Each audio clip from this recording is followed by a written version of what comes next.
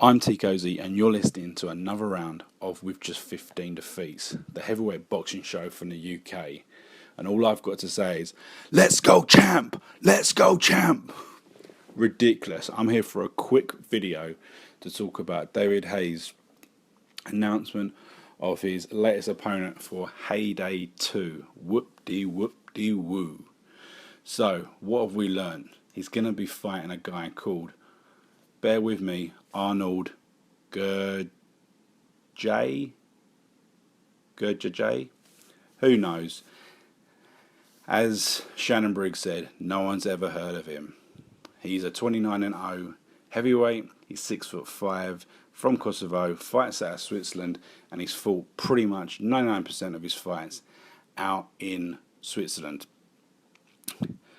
He's fought pretty much nobody. He has got no notable fights on his career. He's been heavily protected since day one. He's been a pro since 2009, so that is about 7 years as a pro, and he has not been tested.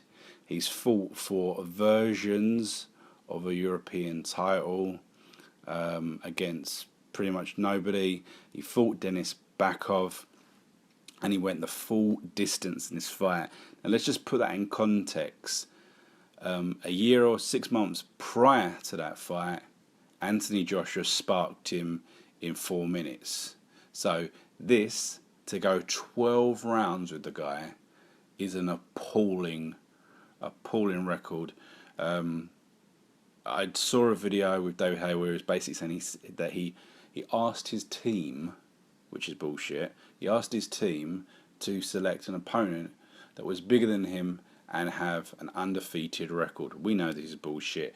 This guy's been hand selected to kind of fit certain criteria, and those criteria are that he can come up with this nonsense when he answers questions. He can keep saying this guy's bigger than him, he's unknown, he's undefeated, he's got good hands, he's got good movement. Yeah, he may do, but the vast majority of people have never heard of him, they've never seen him fight.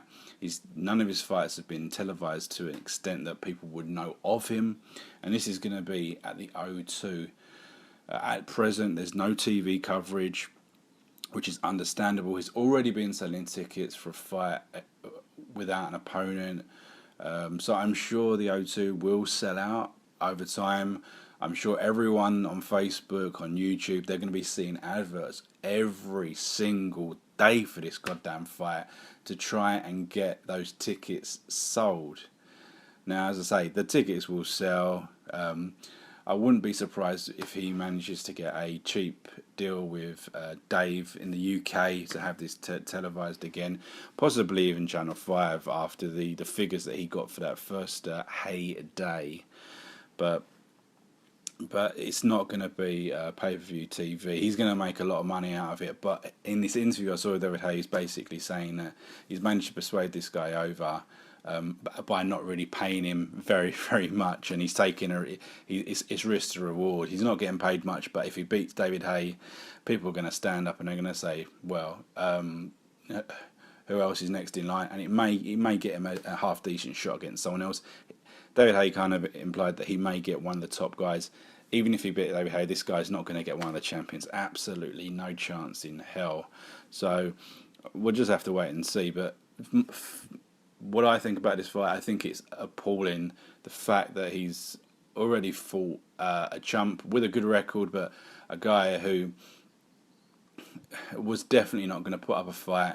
This guy, I'm not going to pretend that I've seen hours and hours of footage of the guy. I haven't.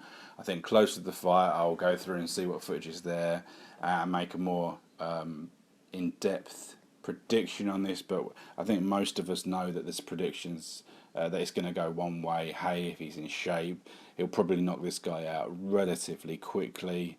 But we'll have to wait and see. It's really disappointing.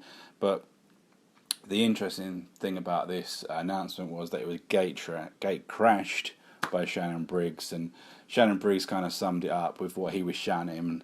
No one's ever heard of this guy.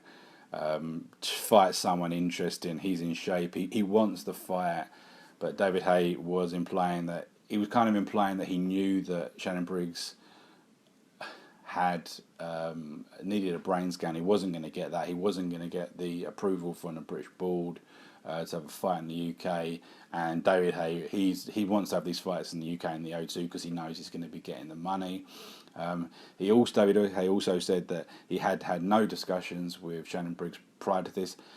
If I was a better man, I'm a better man, I would say that this was all put on in a similar fashion to the Jericho Chisora palaver that we saw at the Klitschko post-fight. I wouldn't be surprised if this is we're seeing that this is going to be the third Haye Day towards the back end of the year, and he will have probably knocked out Shannon Briggs as well. So he'll have fought three guys that will have got him pretty much nowhere in the rankings, nowhere in people's minds and people's thoughts. People would not have grown to respect David Haye anymore.